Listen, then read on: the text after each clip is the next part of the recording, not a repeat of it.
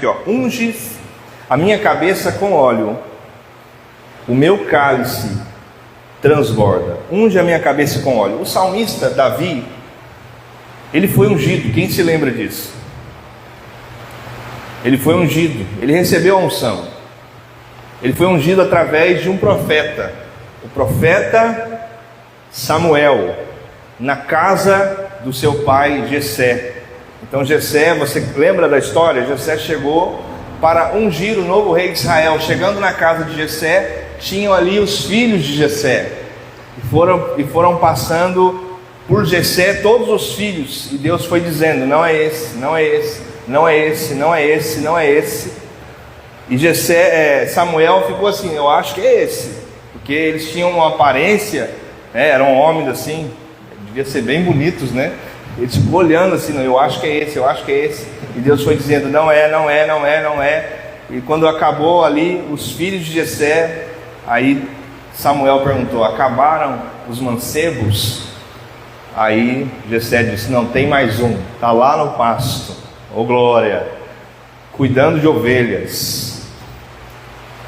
O profeta disse assim: chama ele, para a festa, para tudo, não vai ter nada enquanto Davi não chegar, porque ele será o próximo rei de Israel. Ele recebeu a unção, ele foi ungido.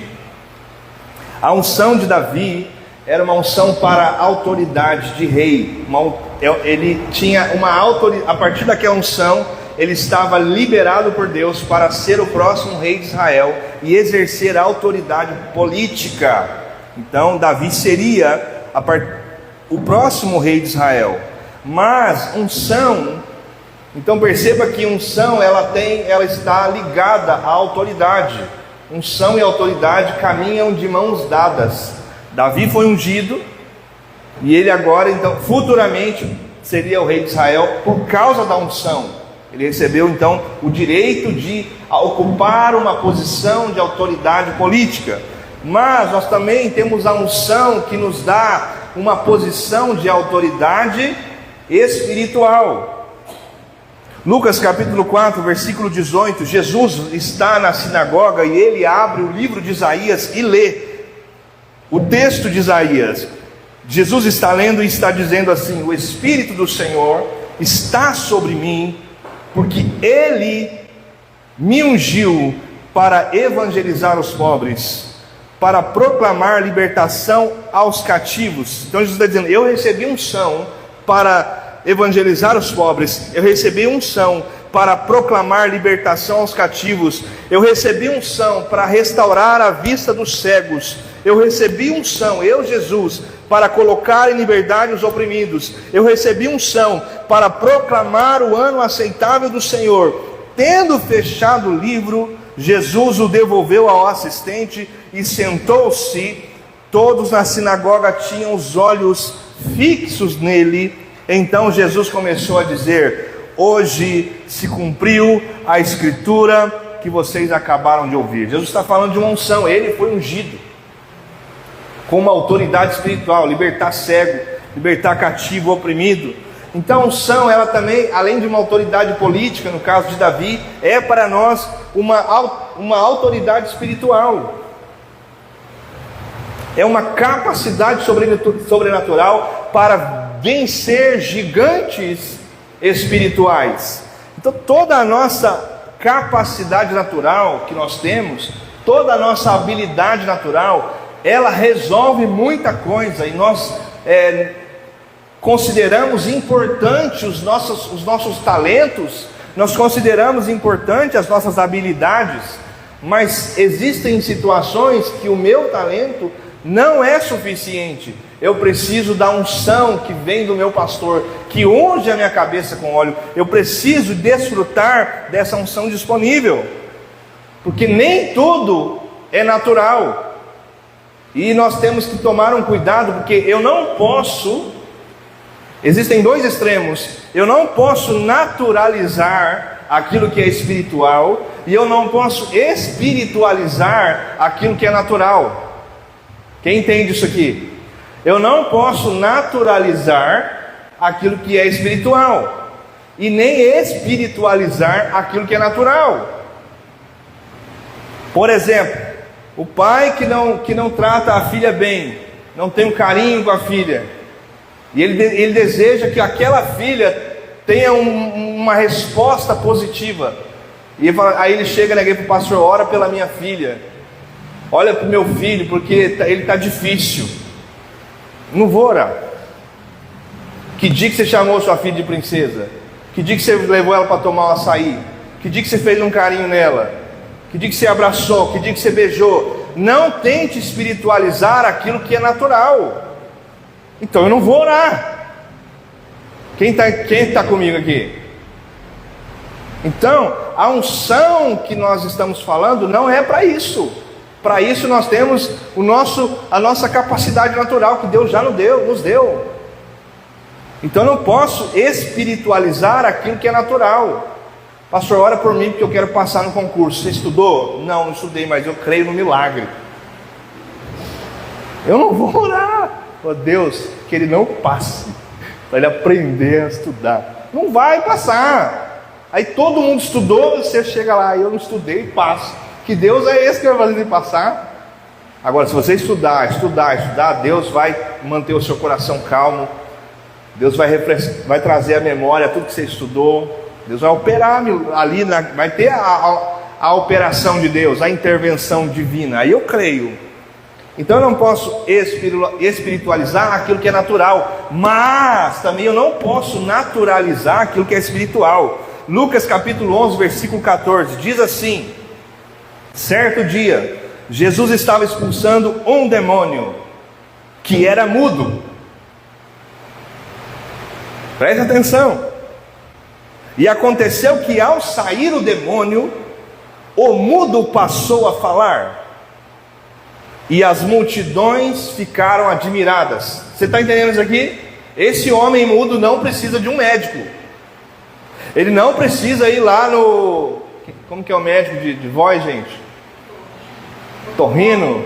Que mais? Fono? Ele não precisa de um tratamento nas pregas vocais, nas suas... Não, ele não precisa disso. Isso não vai resolver o problema dele, porque existe um demônio nesse homem, que Jesus, o texto diz, um demônio que era mudo.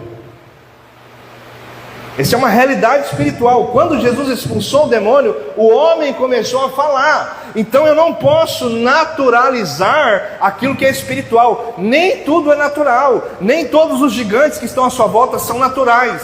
Nem tudo vai resolver com psicólogo. Nem tudo vai resolver com remédio. Tem coisa que tem que falar assim: eu faço uso agora da unção que está sobre mim, e eu declaro quebradas as cadeias, as correntes, em nome de Jesus. Nem tudo que o seu filho, a sua filha vai resolver no conselho. Você vai colocar a mão na cabeça dela: filha, filho, em nome de Jesus, eu declaro agora a vitória, a quebra das correntes. E essa unção está disponível, porque ele ungiu. O pastor faz o quê? Unge a minha cabeça com óleo. Aleluia. Então entenda isso. Unção disponível. Não esqueça. Não espiritualize o natural. Não naturalize o espiritual. Não faça isso.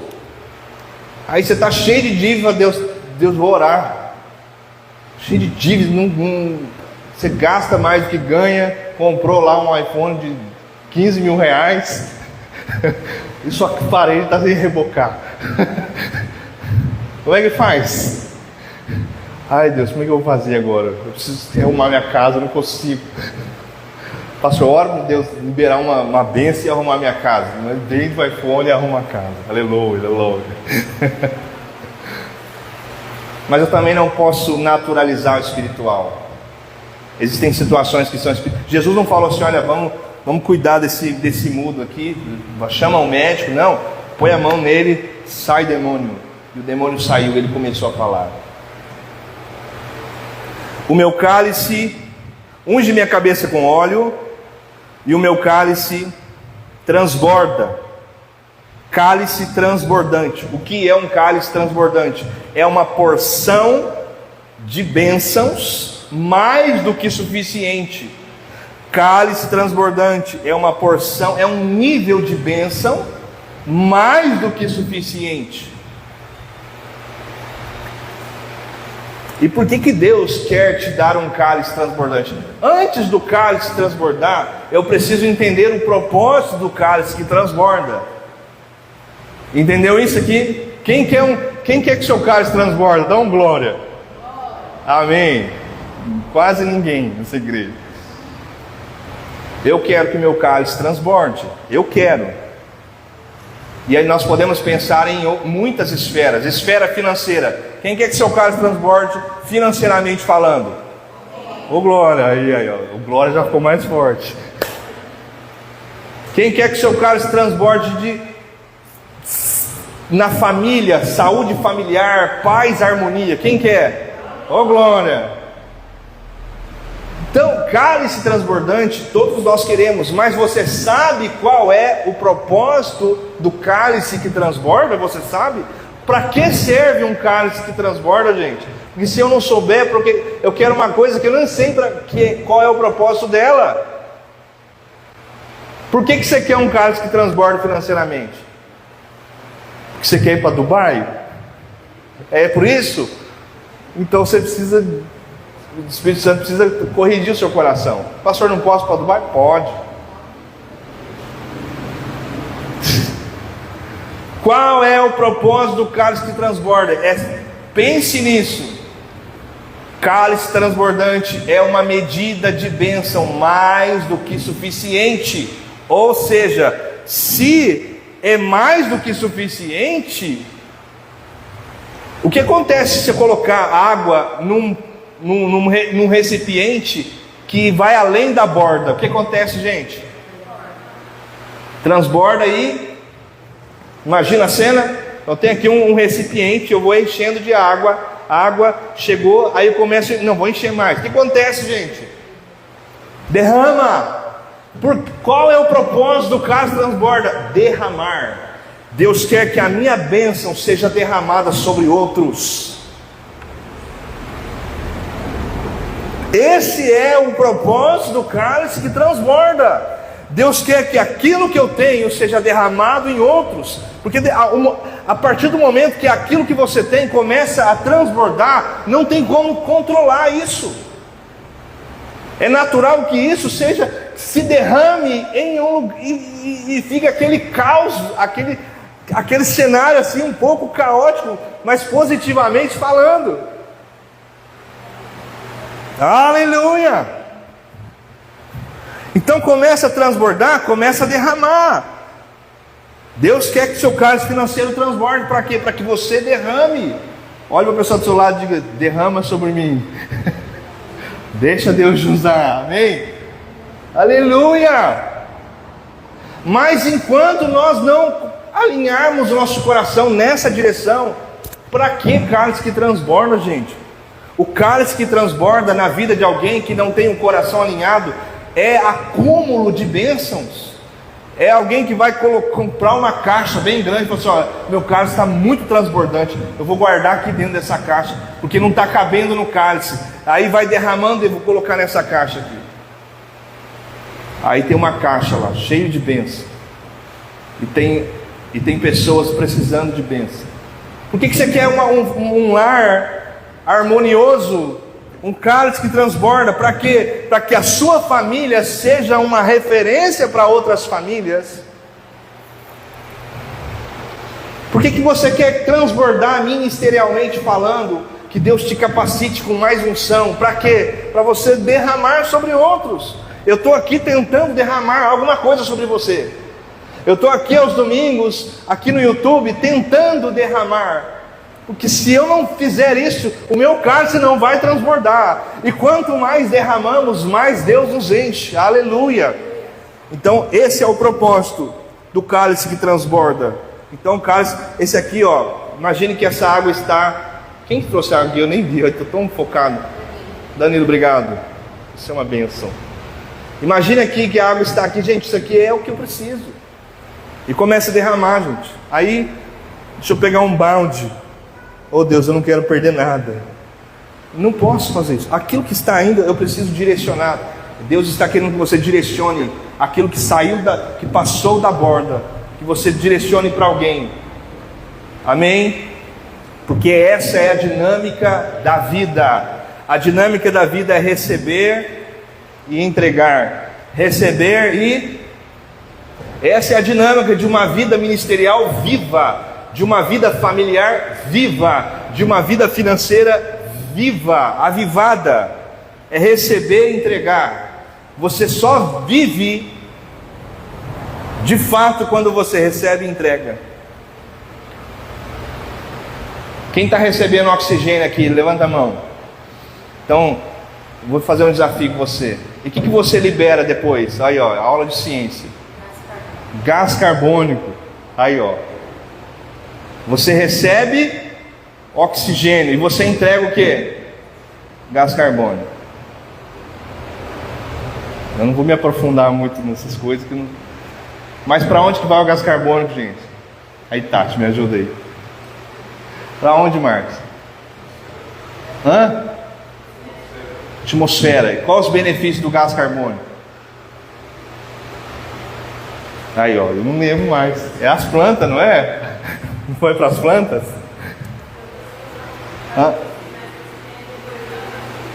Aí, ó. Mas você, gente, você está agora, nesse momento, você está recebendo oxigênio, mas você também está entregando gás carbônico. Agora tente parar de entregar. Fala assim, não, quer saber? Eu não vou mais liberar gás carbônico. Chega, eu só vou receber. Faz isso 10 minutos. Você morre. Você sabe por que o mar morto é morto? Quem sabe? Porque ele não escoa. Ele recebe águas de outros rios, mas ele não escoa. Então ele é morto. Ele é um mar morto. E se você não escoa, se você não derrama sobre outros, você vai ser um crente morto.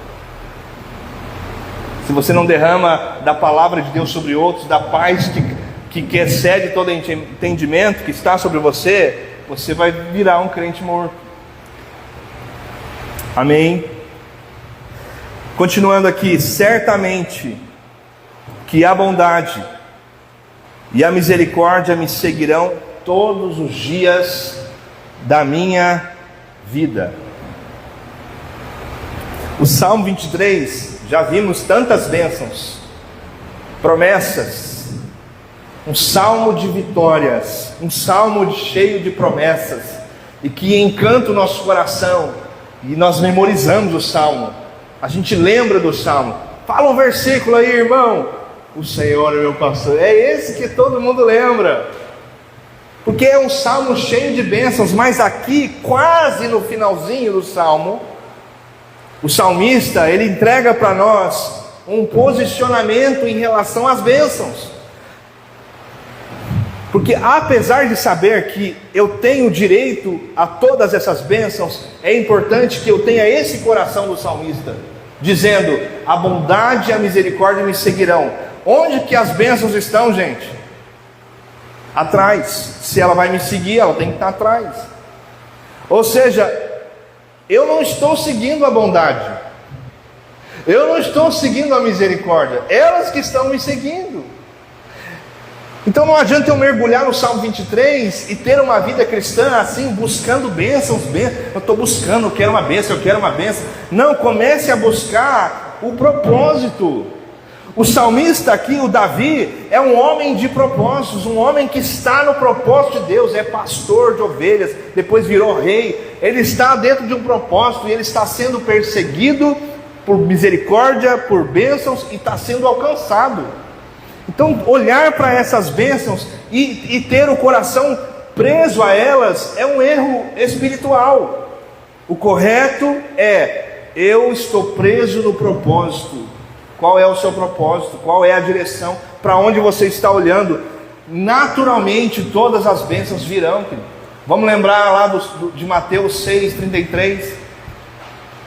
Buscai, pois, em primeiro lugar o reino de Deus e a sua justiça, e as demais coisas vos serão acrescentadas. Então nós falamos de tantas bênçãos no Salmo, e agora a gente chega quase no finalzinho pensando: eu tenho que desprender o meu coração disso, eu não posso ser movido por isso, esse não é o meu combustível, Eu não estou aqui porque, nossa, eu quero uma bênção, eu estou aqui porque eu quero viver o meu propósito, e vivendo o meu propósito, a convicção que eu carrego é, certamente. O que significa certamente, gente? Certeza. Marco, vamos almoçar lá em casa amanhã? Aí ele vai dizer o quê? Eu vou. Será que vai mesmo? Mas você fala, certamente eu irei. Certamente é uma palavra assim, você vai ficar tranquilo, você nem vai mandar mensagem, Marco, você vem mesmo? Não vai. Se ele falar certamente, você sabe, vai mesmo. Aleluia. Você fala assim, ó, vem no culto de oração domingo que vem. Se você falar, eu vou, eu não vou acreditar, mas fala, pastor, certamente eu irei. E o texto está dizendo, certamente a bondade, a misericórdia me seguirão. Então eu estou no propósito, eu estou seguindo o meu rei, buscando o reino, e as demais coisas vos serão acrescentadas. E nós vamos para o final dos finais. E habitarei na casa do Senhor por longos dias. A gente vai encerrar aqui. O salmista passou no pasto verde, experimentou pasto verde. O salmista experimentou águas tranquilas. O salmista passou pela vereda da justiça. Ele foi alinhado por Deus. O salmista passou no vale, gente, da sombra da morte. Olha quanta coisa o salmista viveu. Experiências espirituais. O que mais que o salmista viveu? Ele recebeu uma mesa, mas aonde que a mesa estava mesmo? Na presença dos inimigos. Então tinha inimigo lá, gente. O salmista enfrentou inimigos. O salmista foi ungido, sim.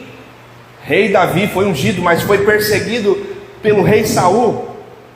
Incansavelmente Saul estava lá, o inimigo de Davi, querendo matar. Eu quero pegar esse menino, acabar com ele. E ele passou por todo esse processo, e agora ele está dizendo assim, olha, eu habitarei na casa do Senhor por longos dias. Sabe o que significa isso? Que todas as batalhas que ele viveu, não roubou de Davi o prazer de estar na presença. Tudo que Davi viveu, ele continua ainda apaixonado por essa atmosfera de casa de Deus. Quantas pessoas já perderam a paixão por essa atmosfera de estar na casa? Mas Davi está dizendo assim, eu não perdi a minha paixão, eu quero estar na casa do Senhor por longos dias. Aleluia. Que nessa manhã o seu coração seja batizado com a mesma paixão, a ponto de dizer, domingo que vem eu vou estar aqui de novo, domingo que vem nós vamos estar aqui de novo junto, adorando ao Rei da Glória. Que nada roube de você a paixão. Você percebe que quanto mais os anos passam, mais pessoas estão perdendo a paixão por esse tempo, por essa atmosfera, porque são tantas as batalhas espirituais que as pessoas viveram, mas saíram debaixo da condução do pastor Jesus, perderam o bálsamo que cura as feridas, e agora tem um acúmulo de feridas abertas, e agora já tem aquele cheiro de feridas, aquele mau cheiro, aquela situação cada vez mais complicada, e aqui o desejo de estar aqui, querido. E a gente tem que fazer de tudo para a pessoa vir. A gente tem que mandar, mas que Deus traga para nós essa atmosfera. Não, eu quero estar. Aqueles que não estão aqui hoje, que nós possamos orar por ele. Deus, desperta aqueles que não estão aqui. E se não estão aqui por uma razão justa, estão ocupados, amém. Mas você sabe que a maioria que não está aqui é porque não está com vontade de estar aqui. Quem entende isso? A maioria que não vem, não é porque não pode vir. Ah, pastor, não gosto de acordar cedo. Não é isso, é porque o desejo é pequeno. Mas o salmista está dizendo assim, olha, eu habitarei na casa do Senhor por longos dias. Certamente que a bondade e a misericórdia do Senhor me seguirão todos os dias da minha vida, e habitarei na casa do Senhor. Eu não vou sair desse lugar, porque eu amo esse lugar. Eu amo essa atmosfera. Eu amo estar adorando Jesus nesse lugar, junto com os meus irmãos, vivendo igreja, sendo igreja de fato, porque você não é a igreja. Nós somos a igreja, aleluia, aleluia. Se algum dia alguém disser a você assim, eu sou a igreja, você falou, não é a igreja. Nós somos a igreja. O salmista Davi, ele tinha esse desejo: eu quero estar na casa do Senhor por longos dias. Algumas versões diz para sempre, né? Quem quer estar na casa do Senhor até o último dia, gente? Não sou seu pastor morrer pregando no púlpito, foi embora, ô glória. Eu já vi vídeos no YouTube de pastor pregando, bem velhinho assim. Quem já viu algum vídeo assim? Um pastor bem velhinho e pregando assim, todo eufórico, cheio de paixão, e ele caiu assim, e ficou na casa do Senhor por longos dias. Muita gente perdeu a paixão, mas que você que ainda carrega essa paixão possa orar por isso. Coloque nessa posição de intercessor. Jesus, renova a paixão daqueles que agora estão distantes.